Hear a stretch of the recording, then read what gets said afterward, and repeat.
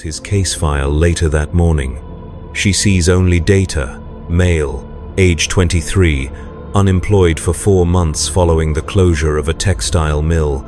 No prior arrests, but 3 citations for loitering near food distribution centers. The system recommends corporal punishment with optional enhancement to indentured servitude. The judge's approval stamp bears the Imperial Aquila. The ink is still wet when the enforcement squads receive their orders. In the Imperium of Man, crime is not a social problem to be solved through rehabilitation or community intervention. It is a cancer to be cut out with the surgical precision of those who have spent 40,000 years perfecting the art of human control. Every theft, every act of sedition, every moment of doubt or questioning becomes another opportunity to demonstrate the terrible mathematics of imperial justice, that the cost of transgression will always exceed any possible benefit, that resistance leads only to suffering, and that the Emperor's law extends into every corner of human existence with the inevitability of gravity itself. The bread in Cale's hands grows cold as he navigates the maze of shanties and industrial waste that form the outer districts of the lower hive. He does not know that his biometric data is being cross-referenced with employment records, residential databases, and genetic samples collected during his mandatory birth registration 23 years ago. He does not know that a team of Arbites shock troops is already moving through the district, their power mauls charged and their riot shields locked in position. What Cale knows is hunger. What he will learn is that in the Imperium of Man, even hunger must bow before the absolute authority of law, and that mercy is a luxury reserved for those who can afford to purchase it with unwavering loyalty to the throne. The servo skulls continue their endless patrol of the market district, their optical sensors scanning for the next transgression, the next opportunity to feed data into the vast machinery of imperial justice. Below them, citizens move with the careful precision of those who understand that every action is observed, every choice recorded, every moment of life subject to evaluation by systems beyond their comprehension. In the Adeptus Arbites fortress that dominates the hive's judicial sector, processing chambers hum with the constant activity of criminals being sorted, catalogued, and prepared for punishment. The walls bear inscriptions in Gothic script. Justice is the Emperor's will made manifest. Order through strength, compliance through fear. These are not empty slogans. They are operational principles that govern every aspect of how the Imperium responds to those who dare to place their individual needs above the collective good. K.L. Moran's story is just beginning, but it follows patterns established across countless worlds and repeated billions of times throughout Imperial history. His theft of bread will cascade through levels of bureaucracy and enforcement until it becomes something far larger than a hungry man taking food he could not afford. It will become a demonstration of imperial power, a lesson in the consequences of defiance, and ultimately a warning to others who might consider placing their survival above their obedience. The machine of justice does not sleep, does not rest, and does not forgive. It only processes, punishes, and perpetuates the endless cycle of control that keeps humanity bound together under the Emperor's law. In the grim darkness of the far future, there is only war, and even the smallest acts of desperation become battles in that war, fought not with lasers and chainswords, but with the systematic destruction of human will itself. Cale's fingers tighten around the stolen bread as he hears the first echo of marching boots in the distance. The sound grows closer with each passing second, carrying with it the weight of 40 millennia of human civilization refined into a single, terrible purpose: the absolute subordination of the individual to the state, enforced with a precision that would make the ancients weep. The hunt has begun. 3 hours after the theft, Cale Moran discovers what it means to be truly seen by the Imperium. The shock troops arrive with the methodical precision of a surgical strike, their black carapace armor absorbing the dim light of the underhive's luminous strips. They do not announce themselves with proclamations or warnings. They simply appear at every exit from the residential block where Cale has taken shelter. their movements coordinated by vox beads that whisper tactical updates in the clipped Gothic of military efficiency. The first Arbites enforcer to reach Kale's hiding place does not ask questions. The Lex Imperialis provides no requirement for explanation or dialogue when dealing with confirmed criminals. The shock maul connects with Kale's ribs with enough force to lift him from his feet, the electrical discharge scrambling his nervous system and dropping him to the filthy hab-block floor in convulsions. The stolen bread falls from his hands, rolling across grime-stained rockcrete to rest against a drainage grate. What happens next reveals the true sophistication of Imperial law enforcement. Kale is not simply beaten or executed, though both options remain available depending on the severity of his classification. Instead, he becomes part of a system that has been refined through millennia of experience in controlling populations that span entire star systems. The Arbites do not see him as a person with circumstances, history, or potential for redemption. They see him as a unit of criminal behavior that must be processed according to established protocols.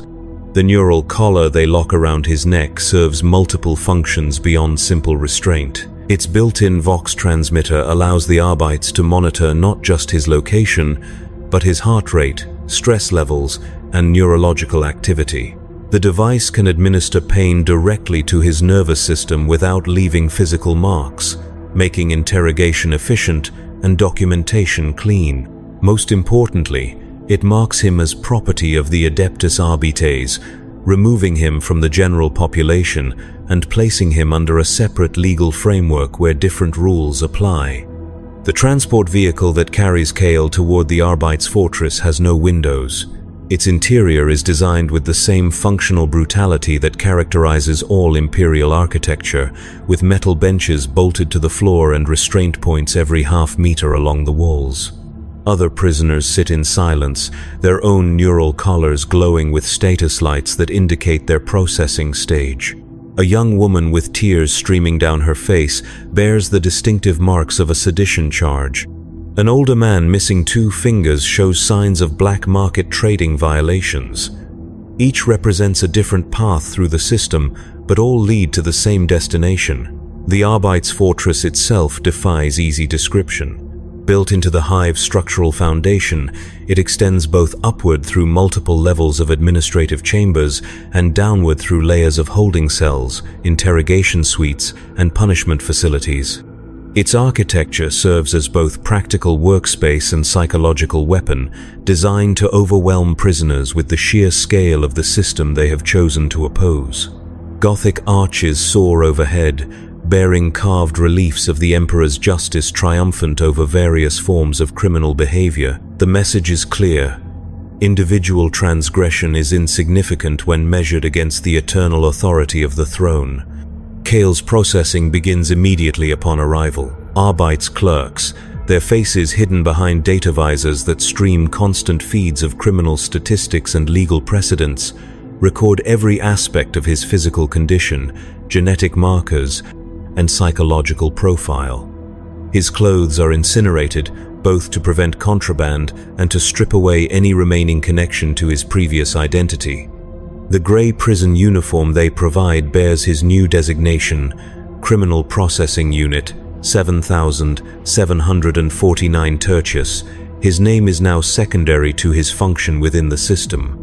The interrogation that follows demonstrates the Imperium's understanding of human psychology refined to a science. The chamber where they take Kale has been designed to create maximum psychological pressure while leaving no physical evidence of coercion. The ceiling is too high to provide comfort, but too low to allow for true dignity. The lighting shifts constantly, preventing adaptation and maintaining stress. The chair where they seat him has been calculated to provide just enough discomfort to make concentration difficult without causing injury that might complicate later proceedings. Interrogator Primus Valdris Kine enters the chamber with the measured pace of someone who has performed this ritual thousands of times. Her uniform bears commendations for efficiency in criminal processing, and her augmetic left eye glows with the constant data stream that informs every decision she makes. She does not introduce herself. She does not explain what will happen. she simply begins the process of extracting every piece of information that might be relevant to Cale's case, his associations, and his potential value to the Imperium. The questions come in waves, each designed to probe different aspects of Cale's criminal behavior and social connections. Who taught him to steal? Where has he sold stolen goods before? Which other criminals does he associate with? The fact that this was his first theft, motivated by hunger rather than habitual criminality, is irrelevant to the process. The system operates on the assumption that every criminal act is connected to larger networks of illegal behavior, and the interrogation will continue until those connections are mapped or definitively ruled out. When Cale attempts to explain his circumstances, Interrogator Kane's response illuminates the philosophical foundations of imperial justice. She does not dispute that he was hungry or unemployed. She simply notes that millions of imperial citizens face identical hardships without resorting to theft, and that his decision to prioritize his individual needs over imperial law demonstrates a fundamental character flaw that must be corrected through appropriate punishment. The circumstances that led to his crime are not mitigating factors. They are evidence of his unsuitability for unsupervised existence within imperial society. The neural probe that follows removes any pretense of traditional interrogation. Cale's neural collar interfaces with machinery that reads his brain's electrical patterns, allowing the Arbites to verify his answers and explore memories he might prefer to keep private. The technology is not gentle. Each probe session leaves him with severe headaches and temporary memory gaps, but it provides the Arbites with complete confidence in their assessment of his criminal potential. What they discover through the neural probe reveals why the Imperium treats even petty crime with such overwhelming force. Cale's theft was not an isolated incident of desperation. It was the culmination of months of increasingly desperate thoughts about survival, including consideration of more serious crimes like armed robbery or black market trading. His mind harbored resentment against factory supervisors who had laid him off, fantasies about stealing from the wealthy hab blocks in the upper hive, and most damning of all, moments of doubt about whether the Emperor truly cared about the suffering of ordinary citizens. These thoughts, never acted upon and barely conscious, transform Cale's case from simple theft to potential sedition. The Arbites classification system recognizes no meaningful distinction between criminal thought and criminal action, operating on the principle that deviant behavior always begins with deviant thinking. Cale's neural patterns show the early stages of the psychological profile that eventually leads to rebellion, heresy, or worse. From the Imperium's perspective, his theft of bread was merely the first visible symptom of a much more serious disease. The case file that Interrogator Kane compiles during Cale's processing will serve as evidence not just of his individual guilt, but of broader social problems that require systematic intervention. His unemployment will trigger investigations into the factory's closure and its potential impact on local crime rates. His residential area will be marked for increased surveillance. His genetic profile will be flagged in reproductive databases to ensure that any offspring receive additional monitoring from birth. In the Imperium of Man, individual crimes create ripples that extend far beyond the criminal themselves. Every theft suggests inadequate security. Every act of sedition implies insufficient loyalty conditioning. Every moment of desperation reveals flaws in the social order that must be addressed through additional control measures. Cale's hunger has become evidence of systemic failure that requires systematic correction. The determination of his sentence involves calculations that reduce human suffering to mathematical precision. Arbites algorithms weigh his age, physical condition, genetic markers, and psychological profile against statistical models that predict recidivism rates, productivity potential, and social impact. The system considers not just what punishment will deter future crimes, but what punishment will provide the greatest benefit to imperial society through forced labor, medical experimentation, or psychological conditioning. The sentence, when it comes, reflects the Imperium's fundamental belief that individual human lives have value only insofar as they serve the greater good. Kael Moran will undergo corrective surgery to remove his left hand, both as punishment for theft and as a permanent identifier of his criminal status. Following surgical recovery, he will be indentured to a mining operation on the industrial moon of Sextus Tertius, where his labor will contribute to the Imperium's military production for a period of 15 years. The psychological conditioning that accompanies his sentence represents the true sophistication of Imperial punishment. Kael's mind will be altered through a combination of chemical treatments, hypnotic conditioning, and neural implants that will make continued criminal behavior psychologically impossible. He will retain his memories and personality, but his capacity for defiance, resentment, or desperation will be surgically removed. When his conditioning is complete, he will be incapable of stealing again, not because he chooses obedience, but because disobedience will cause him physical pain. As Kael is led to the medical wing for his surgical punishment, he passes through corridors lined with other criminals at various stages of processing. Some bear the fresh wounds of recent surgery, others show signs of advanced psychological conditioning, their eyes holding the vacant contentment of those who have been chemically altered to find satisfaction in servitude. All wear the grey uniforms that mark them as Imperial property, their individual identities dissolved into the vast machinery of correction and control. The medical facility where Kael's hand will be removed operates with the same ruthless efficiency that characterizes all aspects of Imperial justice. The surgeons are not criminals themselves, but volunteers who see their work as a form of sacred service to the Emperor. They perform amputations, lobotomies, and neural implantations with the devotion of priests conducting religious rituals, because in the context of Imperial ideology, that is exactly what they are doing. The anesthesia they provide is calculated to be minimally sufficient, not for reasons of cruelty, but for reasons of efficiency. Excessive pain relief wastes resources and reduces the deterrent effect of punishment. Insufficient anesthesia risks complications that might prevent the criminal from fulfilling their labor obligations. The balance between suffering and functionality has been refined through thousands of years of experience, resulting in surgical procedures that inflict maximum psychological impact while preserving the criminal's capacity for useful work. Kael's surgery takes place in a chamber that processes dozens of similar cases each day. The walls are lined with medical equipment designed specifically for punitive procedures. Bone saws calibrated for clean amputations, neural probe arrays for brain modification, chemical dispensers for hormonal adjustment. Everything is designed for speed and volume, reflecting the reality that criminal punishment in the Imperium operates on an industrial scale.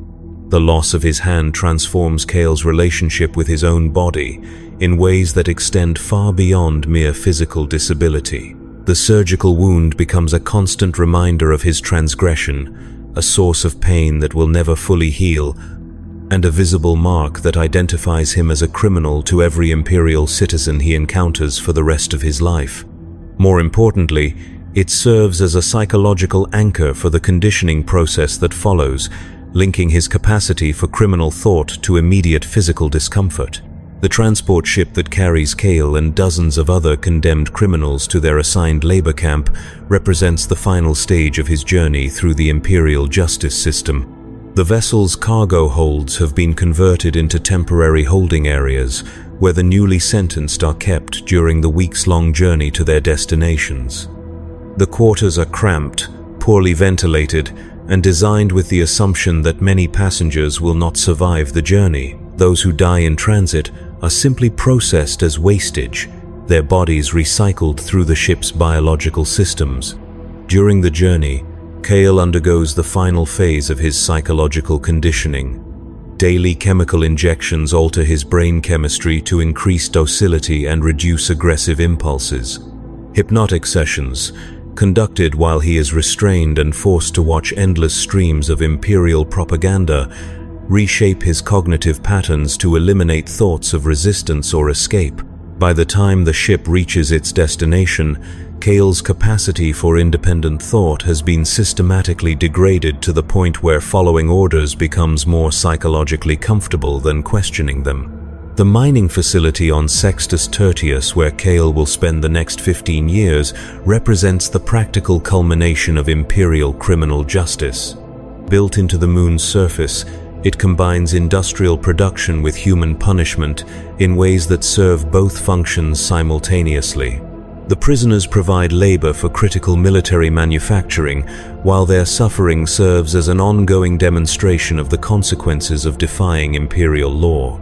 Kale's arrival at the facility is processed with the same mechanical efficiency that has characterized his entire journey through the system. His remaining personal effects are confiscated and destroyed. His criminal identification number is tattooed onto his forehead, ensuring that he can never conceal his status even if he somehow manages to escape. Most importantly, the neural implant that was installed during his conditioning is activated, linking his nervous system directly to the facility's control network. The implant serves as both monitoring device and punishment tool, allowing facility overseers to track his location, monitor his productivity, and administer corrective pain when his performance falls below acceptable levels.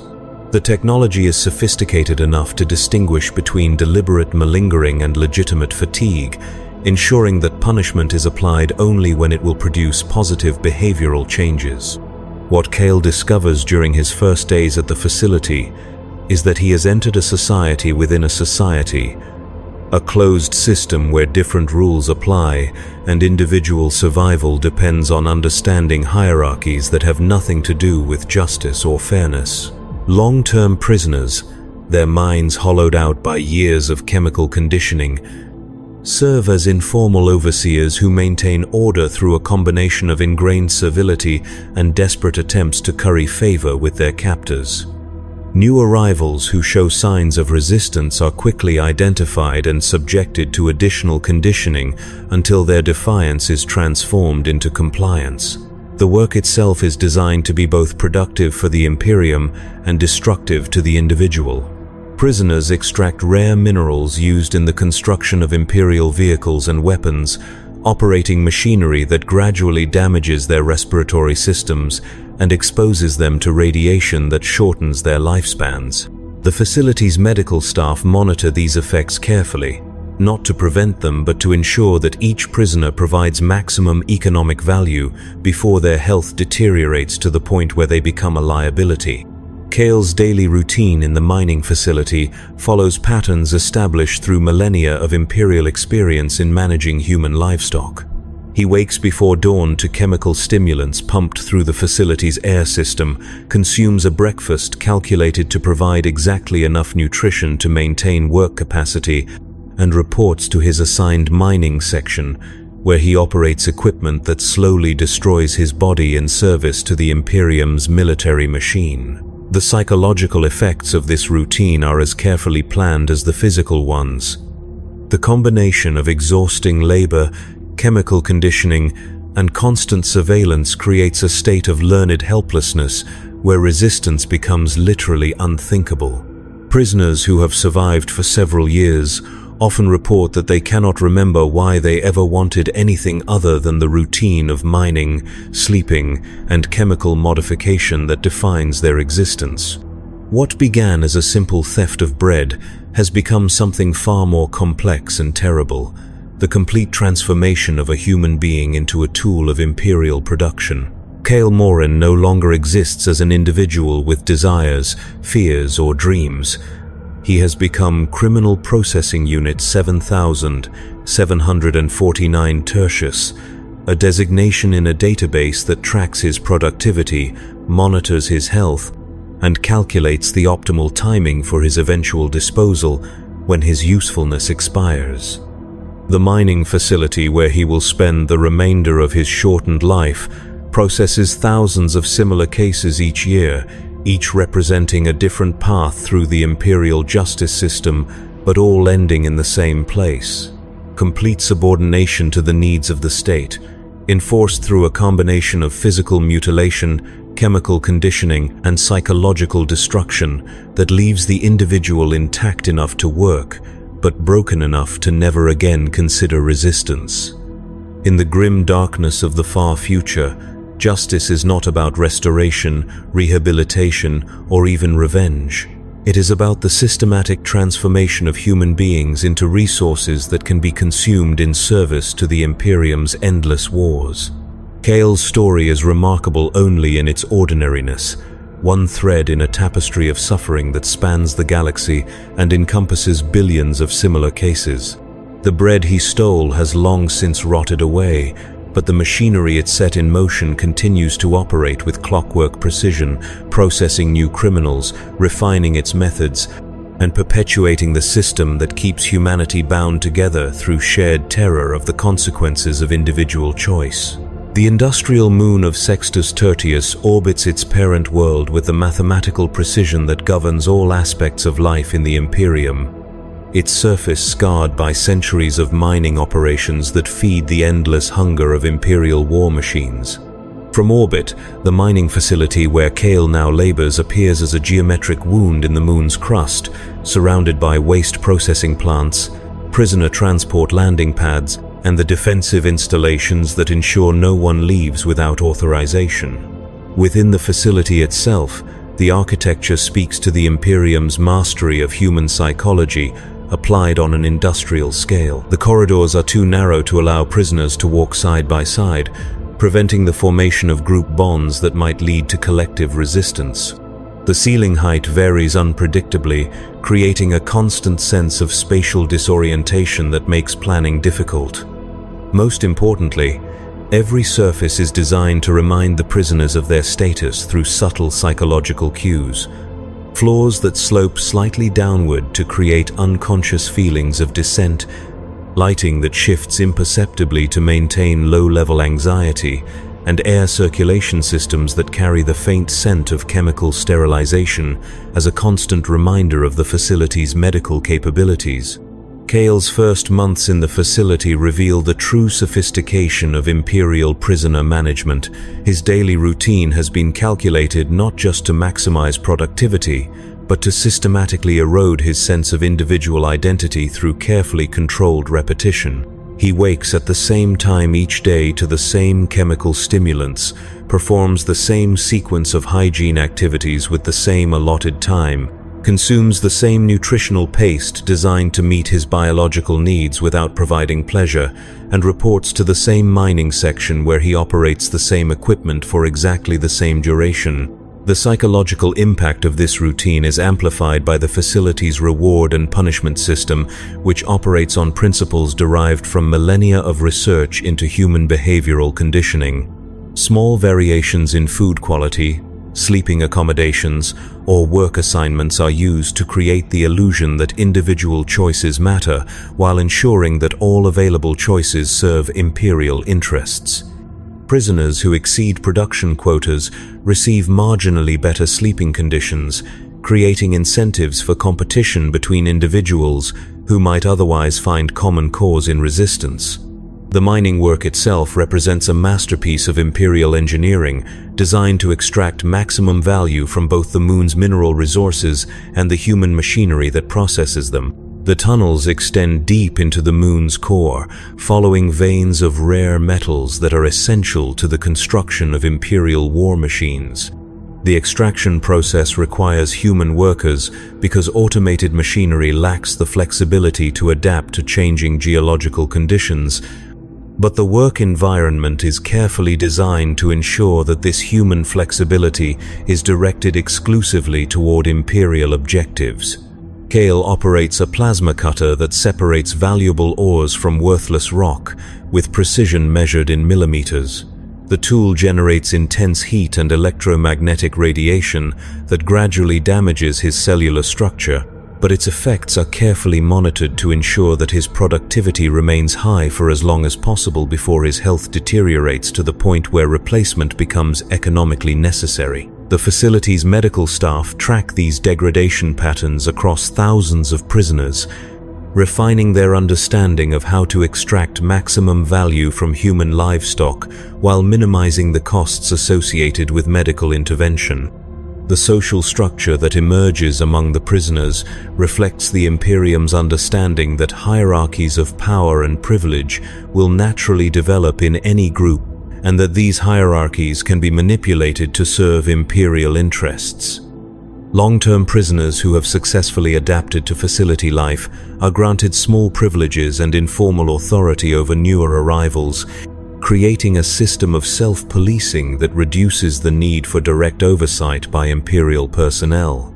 These prisoner trustees, their minds reshaped by years of chemical conditioning and psychological manipulation, serve as interpreters of facility culture for new arrivals like Kale. They explain which behaviors are rewarded and which are punished, demonstrate proper operating procedures for mining equipment, and most importantly, model the attitude of resigned compliance that represents successful adaptation to facility life. Their teaching is more effective than any amount of direct coercion because it comes from sources that new prisoners initially perceive as peers rather than oppressors. What Kale learns from these interactions is that resistance in the facility takes forms that would be unrecognizable to anyone who has not experienced systematic psychological conditioning. Open defiance is literally impossible due to the neural implants that link each prisoner's nervous system to the facility's control network. Physical rebellion triggers immediate pain responses that make continued resistance psychologically unbearable. Instead, the facility recognizes and punishes subtler forms of non-compliance, working slightly slower than optimal pace, failing to maintain equipment with perfect precision, or showing insufficient enthusiasm during mandatory loyalty demonstrations. The loyalty demonstrations themselves reveal the theological dimensions of Imperial criminal justice. Every few weeks, prisoners are assembled in the facility's main chamber for ceremonies that combine elements of religious service, political rally, and psychological conditioning session. They recite Imperial prayers, listen to recorded speeches about the Emperor's glory, and participate in group affirmations of their gratitude for the opportunity to serve the Imperium through their labor. These ceremonies are not mere propaganda. They are carefully designed psychological exercises that reinforce the conditioning process by requiring prisoners to actively participate in their own mental modification. Kale's participation in these ceremonies marks his gradual transformation from individual person to Imperial resource. The words he is required to speak during the loyalty demonstrations initially feel foreign and uncomfortable, but repeated exposure combined with chemical conditioning makes them feel increasingly natural. The facility's psychological staff monitor his responses carefully, adjusting his medication and conditioning protocols based on his demonstrated level of internalization of Imperial ideology. The medical facility attached to the mining operation provides a window into the Imperium's approach to human body modification on an industrial scale. Prisoners who suffer injuries during mining operations are repaired with the same efficiency that characterizes all aspects of Imperial administration, but the goal is always to restore work capacity rather than to relieve suffering. Broken bones are reset to functional rather than comfortable positions. Damaged organs are replaced with mechanical substitutes that provide adequate performance with minimal cost. Most telling, psychological injuries are treated as mechanical problems to be solved through chemical adjustment, rather than as symptoms of legitimate trauma. Kale's missing hand, the surgical wound that marked his entry into the criminal justice system, becomes infected during his 3rd month at the facility. The medical treatment he receives illustrates the Imperium's approach to prisoner healthcare: efficient, effective, and completely indifferent to patient comfort. The infection is eliminated through powerful antibiotics that cause severe side effects, but no pain relief is provided during treatment because such medication would be classified as unnecessary luxury rather than medical necessity. The facility's production records show that Kale's mining output gradually increases during his first year of incarceration, not because his skills improve, but because his psychological resistance to the work decreases. Chemical conditioning and environmental manipulation make him increasingly unable to conceive of existence outside the facility, and his neural implant creates positive reinforcement for behaviors that increase productivity. What began as forced labor gradually becomes the only form of activity that provides him with psychological satisfaction. This transformation is carefully monitored by facility psychologists who track his progress through standardized assessments designed to measure compliance, productivity, and psychological adaptation. Their reports describe his development in language that reduces human experience to quantifiable data points, decreased resistance to authority, improved work performance, elimination of escape ideation, and successful integration into facility social structures. These assessments serve not just to evaluate individual prisoners, but to refine the facility's conditioning protocols based on empirical evidence of what techniques produce desired behavioral changes most efficiently. The facility's communication systems provide another example of Imperial attention to psychological detail. Prisoners are permitted to send and receive messages from family members, but all communications are filtered through systems that modify content to serve facility objectives. Outgoing messages are edited to remove expressions of suffering or requests for help, while incoming messages are altered to emphasize themes of forgiveness, acceptance, and encouragement to cooperate with facility staff. These modified communications serve to gradually erode prisoners' connections to their previous lives, while creating the illusion that their families support their transformation. Kale's correspondence with his younger sister illustrates this process in operation. Her actual letters, filled with concerns about his welfare and desperate attempts to secure his release, are transformed by facility censors into messages of encouragement for his rehabilitation and expressions of pride in his service to the Imperium. His responses, heavily edited to remove any indication of his actual conditions, portray his experience as educational and personally transformative. Over time, this manufactured correspondence creates genuine emotional distance between Kale and his sister, making his psychological isolation from pre-facility life complete. The facility's research programs represent the cutting edge of Imperial criminal science, using prisoners as test subjects for experiments designed to improve the efficiency of human resource utilization across the Imperium. These experiments range from testing new chemical conditioning protocols to evaluating the effectiveness of different psychological manipulation techniques. All research is conducted with the same methodical precision that characterizes Imperial science, with careful control groups, statistical analysis, and peer review by other facilities throughout the sector. Kyle becomes a subject in one such research program during his second year at the facility, participating in trials of an experimental neural conditioning technique designed to increase work productivity by directly modifying brain structures responsible for motivation and reward processing. The procedure involves surgical implantation of additional neural interfaces that provide more precise control over his psychological responses, allowing facility staff to fine-tune his emotional reactions to different aspects of his work environment. The results of this experimental conditioning exceed the facility's expectations. Kale's productivity increases by 30%, and his psychological assessments show complete elimination of negative responses to facility life. More importantly, from the Imperial perspective, he begins to demonstrate genuine enthusiasm for his work that extends beyond mere compliance with facility requirements. He suggests improvements to mining procedures, volunteers for additional shifts, and expresses gratitude for the opportunity to contribute to Imperial war production. This transformation represents the ultimate goal of Imperial criminal justice, the conversion of criminal behavior into productive Imperial service through systematic modification of human psychology. Kale has not simply been punished for his crime. He has been transformed into an individual who is psychologically incapable of criminal behavior and actively motivated to serve Imperial interests. His theft of bread, which began this process, has become the catalyst for his evolution from criminal into loyal Imperial citizen. The facility's annual productivity reports document thousands of similar transformations, each representing a different path through the Imperial justice system, but all ending in the same place.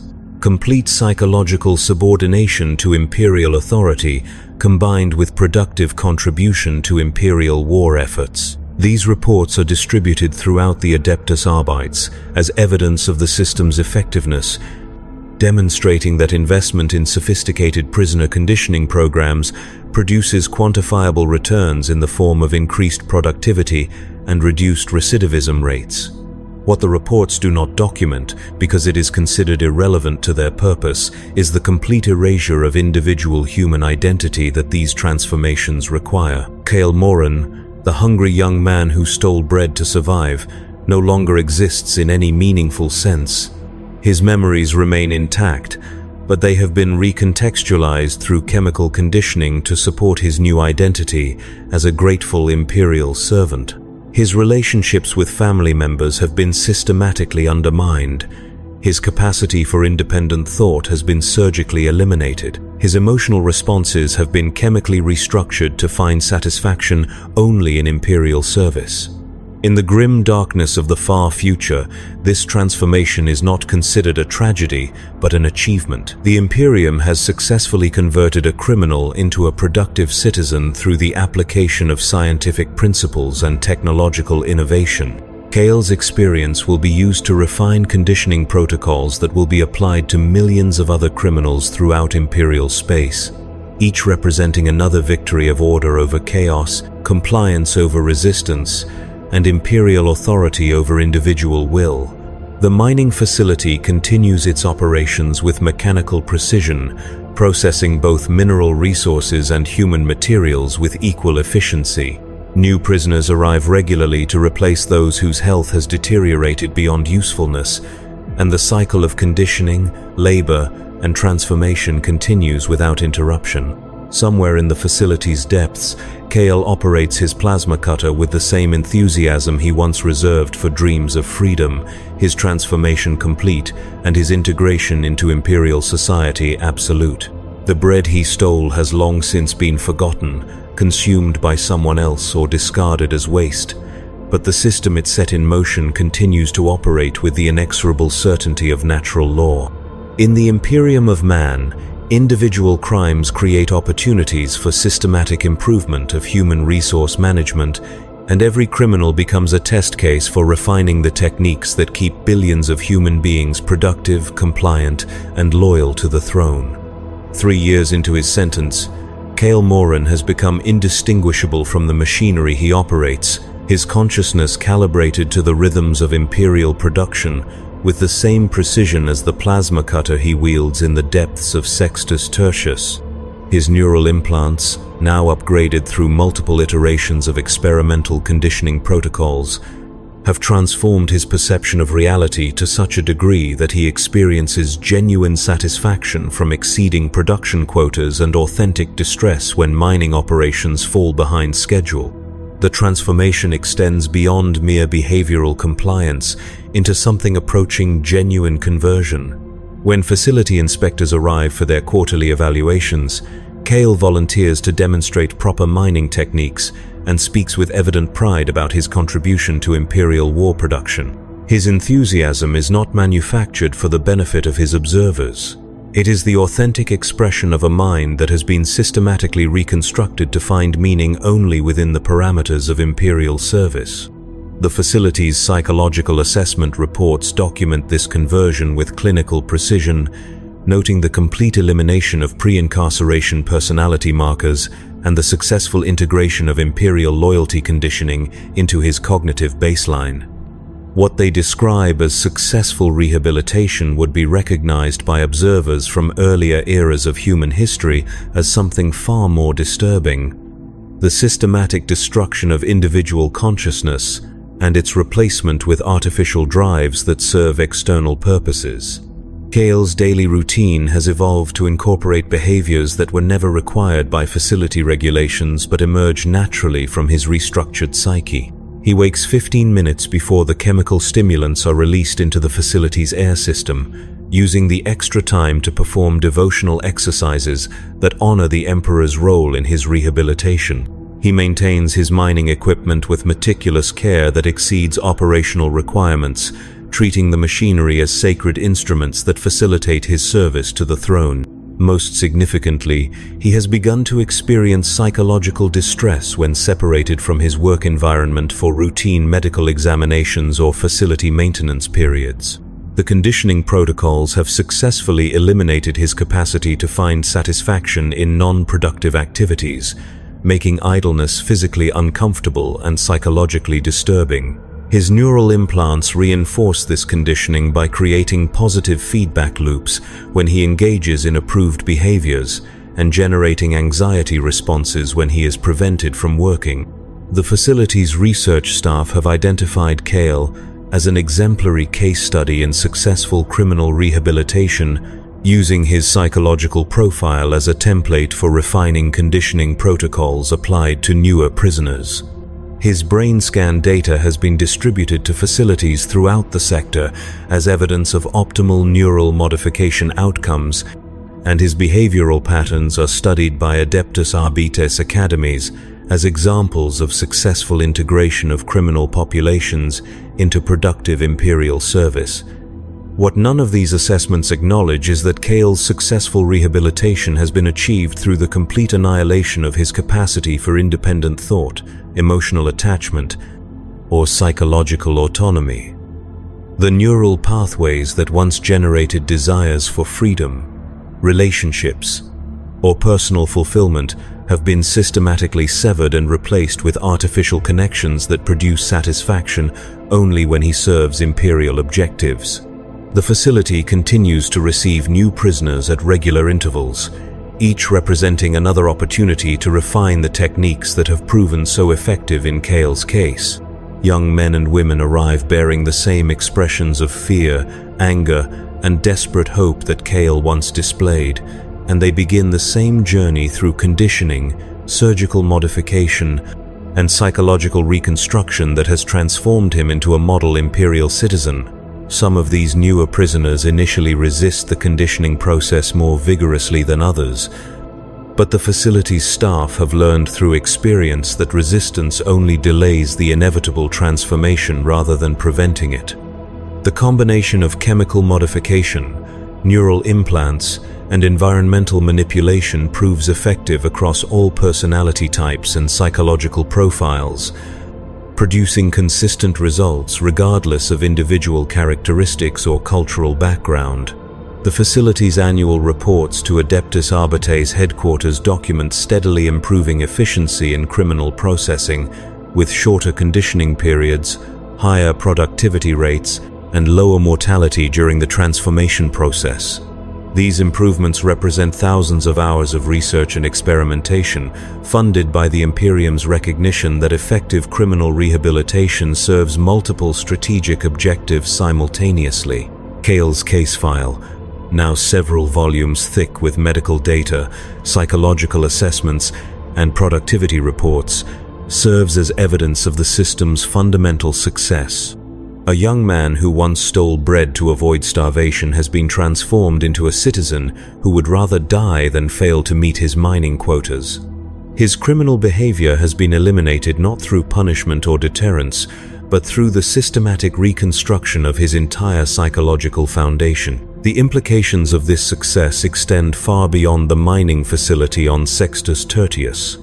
Similar facilities operate throughout Imperial space, processing millions of criminals each year through comparable programs of conditioning and modification. Each success story like Kale's provides evidence that human behavior can be controlled with scientific precision, that individual will can be subordinated to collective objectives through proper application of technology and psychological manipulation. The bread that initiated Kale's journey through the Imperial justice system has been replaced by something far more significant, proof that the Imperium possesses the tools necessary to reshape human consciousness itself in service to its objectives.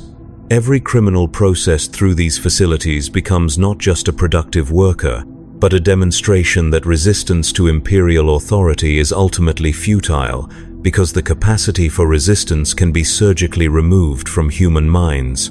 In the deeper levels of the facility, where experimental conditioning protocols are tested on volunteer subjects from the general prisoner population, research continues into ever more sophisticated methods of human modification. Neural implants that provide more precise control over emotional responses, chemical compounds that accelerate the conditioning process, and surgical techniques that allow for complete personality reconstruction are all subjects of ongoing investigation.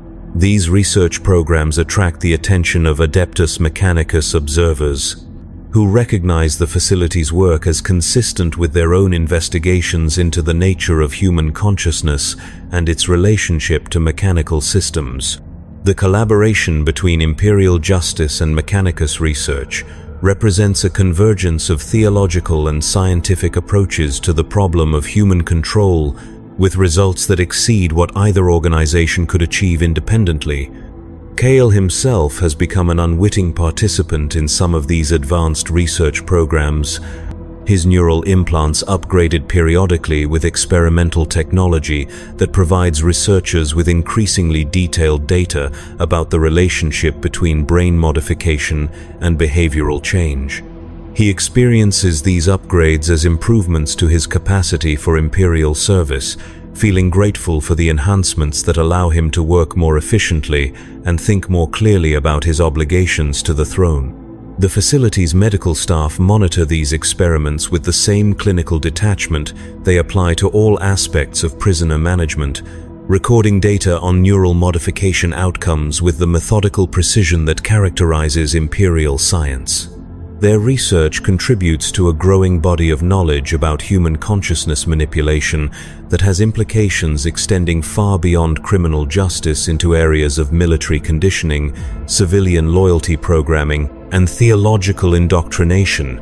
What emerges from this research is a comprehensive understanding of human psychology that reduces individual consciousness to a collection of modifiable variables that can be adjusted to serve Imperial objectives. Love, hate, fear, ambition, creativity, and rebellion are all revealed as neurological phenomena that can be enhanced, suppressed, or redirected through proper application of chemical, surgical, and environmental interventions.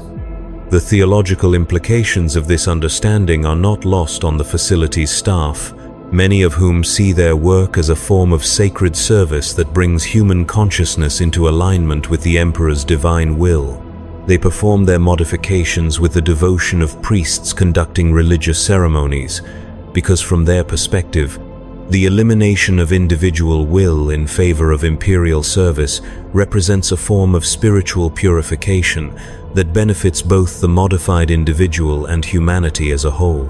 Kale's experience validates this theological framework, demonstrating that the elimination of criminal behavior through neural modification produces not just compliance but genuine contentment. He has been freed from the psychological burdens of individual choice, personal ambition, and emotional attachment that cause suffering for unmodified humans. His neural implants ensure that he experiences satisfaction only when serving Imperial objectives, eliminating the internal conflicts that plague those who must choose between personal desires and social obligations. The facility operates in cycles that mirror the larger rhythms of Imperial administration, with regular deliveries of new prisoners, periodic upgrades to conditioning technology, and quarterly assessments of modification outcomes. These cycles create a sense of continuity and purpose that extends beyond individual cases to encompass the facility's role within the broader Imperial justice system. New Arbites recruits visit the facility as part of their training, observing the conditioning process and interviewing successfully modified prisoners to better understand the outcomes their work produces. These visits serve both educational and motivational purposes, demonstrating the effectiveness of Imperial criminal justice, while reinforcing the recruits' commitment to the system they will serve throughout their careers. During one such visit, a young Arbites cadet asks Kale whether he misses his previous life or feels anger about his treatment. Kale's response, delivered with genuine confusion rather than calculated compliance, illustrates the completeness of his transformation. He explains that he cannot understand why anyone would prefer the uncertainty and suffering of criminal behavior to the satisfaction and security of Imperial service, and that his current life represents the fulfillment of purposes he was previously too confused to recognize. The cadet's follow-up questions reveal her struggle to comprehend how thoroughly Kale's consciousness has been reconstructed. She asks about his family, his previous employment, his dreams and ambitions before his arrest. To each question, Kale responds with the same bemused incomprehension, as if she were asking him to explain his feelings about mythical creatures or impossible mathematical concepts. His neural conditioning has not simply suppressed memories of his previous life. It has restructured his cognitive framework to make those memories literally meaningless within his current psychological context. He remembers stealing the bread that led to his arrest, but the memory produces no emotional response and seems no more significant than remembering the color of a wall he once painted. The facility's evening routine provides opportunities for prisoners to engage in approved recreational activities designed to reinforce their conditioning while providing minimal stimulation to prevent psychological deterioration. Kale participates in group discussions about Imperial history, competitive exercises that involve reciting loyalty oaths, and collaborative projects that involve constructing devotional artwork celebrating the Emperor's glory. These activities serve multiple purposes beyond simple entertainment. They provide opportunities for facility staff to monitor the effectiveness of individual conditioning programs. They reinforce Imperial ideology through repetitive exposure, and they create social bonds between prisoners that are explicitly structured around shared loyalty to Imperial objectives rather than personal affection or mutual support. Kale's participation in these activities demonstrates the success of his modification in ways that go beyond mere compliance with facility requirements. He genuinely enjoys the recreational programs, finding authentic satisfaction in activities that reinforce his conditioning and strengthen his psychological connection to Imperial service. His enthusiasm for Imperial history discussions and his skill at loyalty recitation have made him a model participant who helps guide newer prisoners through their own integration into facility culture. The facility's relationship with the broader Imperial administration illustrates the systematic nature of human control throughout the Imperium. Regular reports flow upward through layers of bureaucracy, carrying data about conditioning outcomes, productivity statistics, and technological innovations. This information feeds into Imperium-wide databases that track the effectiveness of different criminal justice approaches across millions of worlds and billions of individual cases. Policy adjustments based on this data flow downward through the same bureaucratic channels, bringing new conditioning protocols, modified sentencing guidelines, and updated medical procedures to facilities throughout Imperial space. The system operates with the same feedback mechanisms that govern Imperial military logistics, economic planning, and resource allocation, treating human consciousness as another strategic resource that must be managed with scientific precision. Kale's case contributes to these larger patterns in ways that extend far beyond his individual experience. His psychological profile provides data points for statistical models that predict conditioning outcomes for similar cases. His productivity records help establish baseline expectations for modified prisoner performance. His medical data contributes to research programs that develop more effective neural modification techniques. The facility itself functions as a single node in a network of similar institutions that process criminal populations throughout the sector. Data flows constantly between facilities, sharing information about successful conditioning techniques, comparing outcomes across different prisoner populations, and coordinating research efforts that require large sample sizes to produce statistically significant results. This interconnected network of criminal processing facilities represents one of the Imperium's most sophisticated achievements in social engineering, creating a closed system where individual criminal behavior is systematically converted into productive Imperial service through the application of scientific principles refined over millennia of experience. The The broader implications of this system extend beyond criminal justice into fundamental questions about the nature of human consciousness and its relationship to imperial authority. The facility's success in modifying criminal behavior raises possibilities for similar modifications of non-criminal populations, potentially eliminating not just individual crimes but individual dissent, doubt, or deviation from imperial orthodoxy. Research programs already underway investigate the application of similar techniques to military conditioning, civilian loyalty programs, and religious indoctrination. The ultimate goal of these programs is the creation of human populations that are psychologically incapable of actions or thoughts that conflict with imperial objectives, effectively solving the problem of human unpredictability that has challenged governments throughout history. Kale's transformation provides a proof of concept for these ambitious programs, demonstrating that human consciousness can be modified with sufficient precision to eliminate unwanted psychological traits, while preserving the cognitive functions necessary for productive work. His daily routine in the mining facility serves as a model for what human existence might look like in a future where individual will has been systematically subordinated to imperial objectives through technological intervention. The nights on Sextus Tertius are marked by the facility's transition to minimal operational mode, with reduced lighting, modified air circulation, and activated sleep induction systems that ensure prisoner rest periods are both efficient and psychologically reinforcing. During these quiet hours, the facility's automated systems continue their endless monitoring of prisoner vital signs, neural activity, and psychological indicators.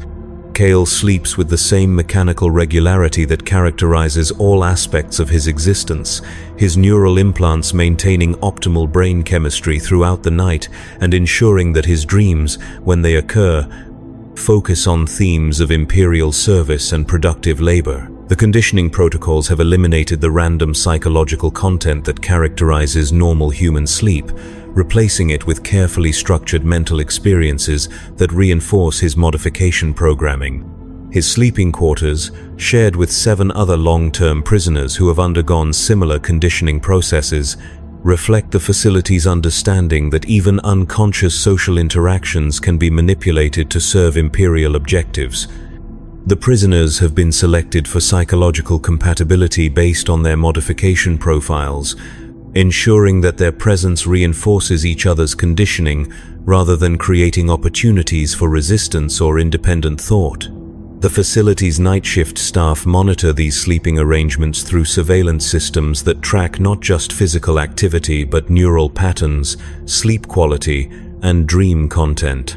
This data feeds into research programs investigating the relationship between group conditioning dynamics and individual psychological stability, contributing to the development of more effective techniques for managing large prisoner populations. What emerges from this constant monitoring is a comprehensive understanding of human consciousness in states of reduced awareness, revealing psychological vulnerabilities that can be exploited to accelerate the conditioning process and prevent the development of resistance to modification programs. Sleep becomes another battlefield in the war against individual will, with victories measured in terms of eliminated dream content and optimized neural patterns. The facility processes approximately 200 new prisoners each month, with similar numbers graduating to productive imperial service or being transferred to other facilities for specialized conditioning programs. This constant flow of human material through the modification process has created standardized procedures that can be applied efficiently across different personality types, cultural backgrounds, and criminal classifications. Each new arrival follows the same path that Kale traveled 3 years earlier: initial processing, psychological assessment, medical modification, conditioning implementation, and finally integration into the facility's productive population. The system has been refined to eliminate unnecessary delays, reduce modification complications, and maximize the percentage of prisoners who achieve successful transformation into loyal imperial citizens. Kale's role in this process has evolved from subject to informal assistant, his completed modification making him an ideal interpreter of facility culture for newer prisoners who are struggling with the early stages of their own transformation. His genuine enthusiasm for Imperial service provides a compelling example of successful rehabilitation that is more effective than any amount of direct coercion in encouraging cooperation with conditioning programs. The conversations between Kale and newer prisoners reveal the completeness of his psychological reconstruction in ways that formal assessments cannot capture. When frightened arrivals ask about escape possibilities, he responds with genuine confusion about why anyone would want to leave an environment that provides such clear purpose and satisfaction. When they express anger about their treatment, he offers sympathetic incomprehension, as if they were complaining about receiving gifts they were too confused to appreciate. These interactions serve multiple functions within the facility's operational framework. They provide newer prisoners with examples of successful adaptation to facility life. They reinforce Kale's own conditioning through repeated expression of Imperial loyalty, and they generate psychological data about the effectiveness of peer-based conditioning techniques compared to direct staff intervention. The facility's research programs have expanded during Kale's tenure to include investigations into collective conditioning techniques that modify group behavior patterns rather than focusing exclusively on individual psychology. These programs use prisoners like Kale as focal points for group modification efforts, leveraging their successful transformation to influence the psychological development of entire prisoner cohorts. Kale participates in these programs without understanding their experimental nature, experiencing them as natural extensions of his desire to serve Imperial objectives through helping other prisoners achieve successful rehabilitation. His neural implants have been configured to generate positive reinforcement when his actions contribute to other prisoners' conditioning progress, creating a feedback loop that makes him an enthusiastic participant in the systematic destruction of human individuality. The facility's success rates have improved consistently during the 3 years of Kale's incarceration, with current statistics showing 97% successful modification outcomes and less than 1% serious conditioning complications. These numbers represent thousands of individual human beings who have undergone the same transformation as Kale, each representing another victory of Imperial social engineering over the unpredictability of human nature. The broader implications of these success rates extend far beyond the facility itself into fundamental questions about the future of human consciousness within the Imperium. If criminal behavior can be eliminated through systematic psychological modification, the same techniques could potentially be applied to eliminate other forms of deviant thought, including political dissent, religious doubt, or cultural independence. Research programs investigating these possibilities operate in parallel with the facility's criminal processing operations, using modified prisoners as test subjects for experimental conditioning protocols that might eventually be applied to general populations. These programs represent the cutting edge of Imperial social control technology, with results that could revolutionize the relationship between individual consciousness and state authority throughout human space. Kale's neural implants include experimental modifications that allow researchers to monitor not just his behavior but his thought patterns, emotional responses, and subconscious psychological processes.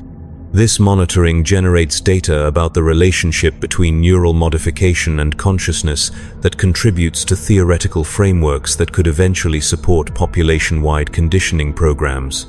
The facility operates within a larger network of research institutions that share data, coordinate experimental protocols, and collaborate on projects that require resources beyond what individual facilities can provide.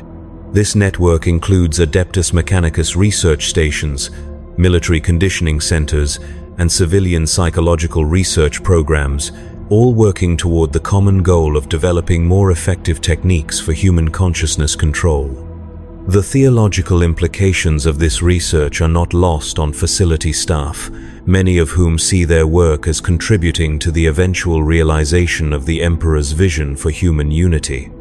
They understand their modifications of individual prisoners as preliminary steps toward the elimination of the psychological divisions that prevent humanity from achieving perfect coordination in service to Imperial objectives.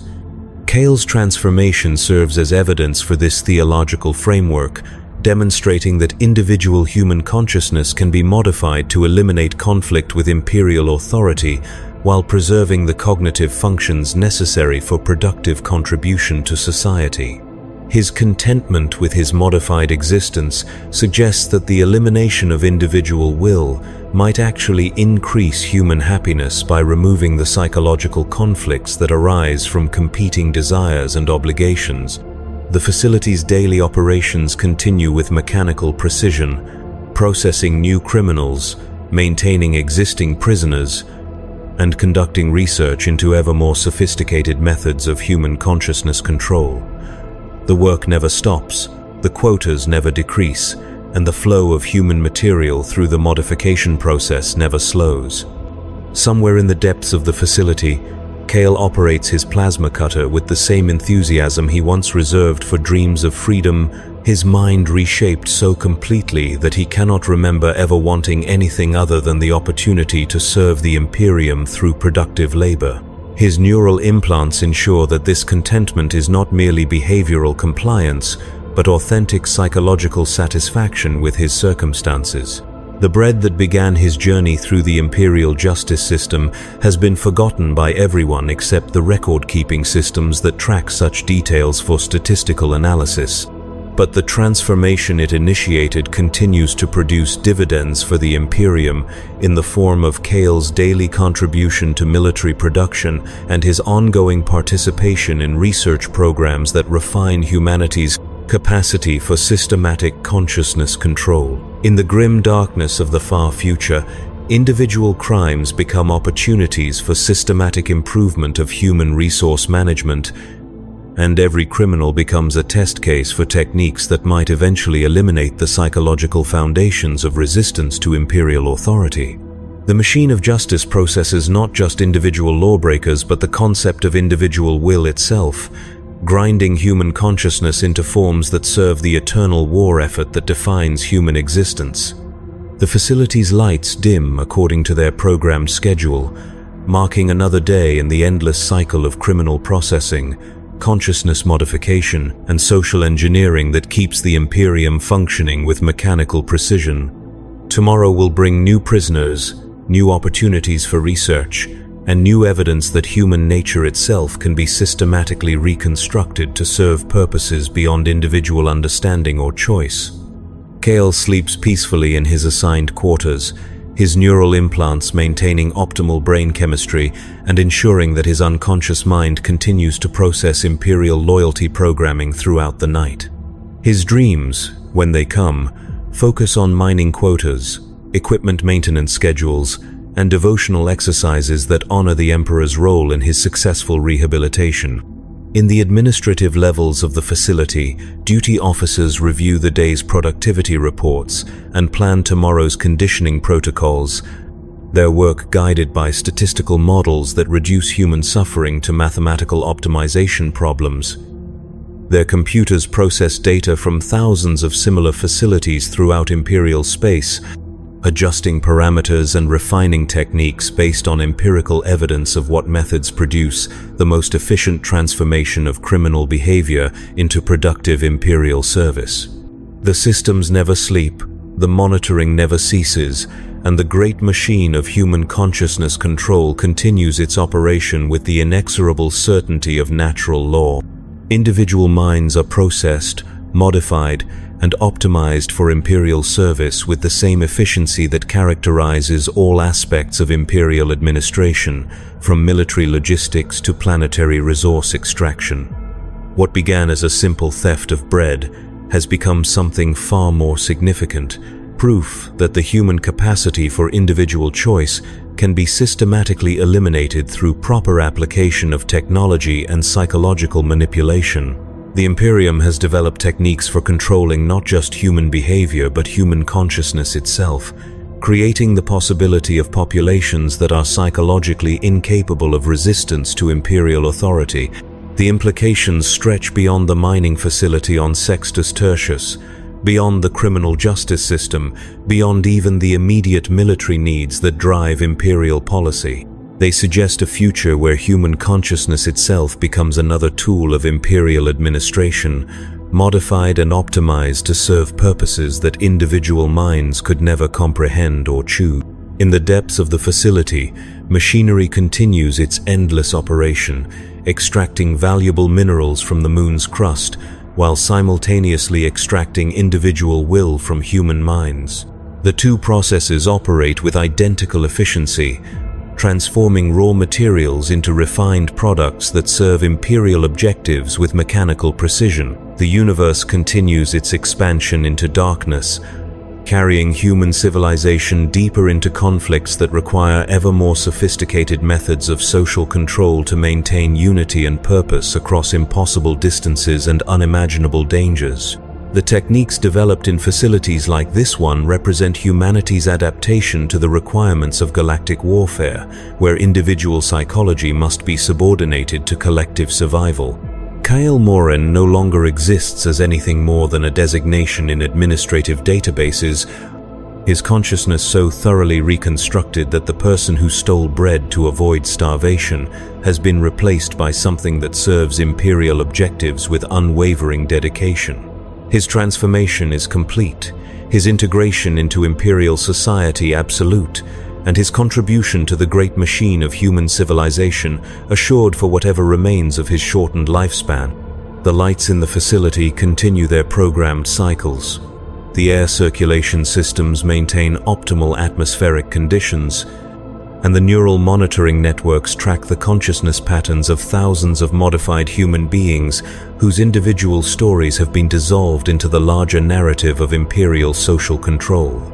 Somewhere in the administrative archives, a case file documents the successful resolution of Criminal Processing Unit 7749 Tertius, formerly known as Kael Morin, age 26, convicted of theft, sentence 15 years indentured labor with corrective modification. The file notes successful rehabilitation, optimal productivity ratings, and recommendation for consideration in advanced research programs.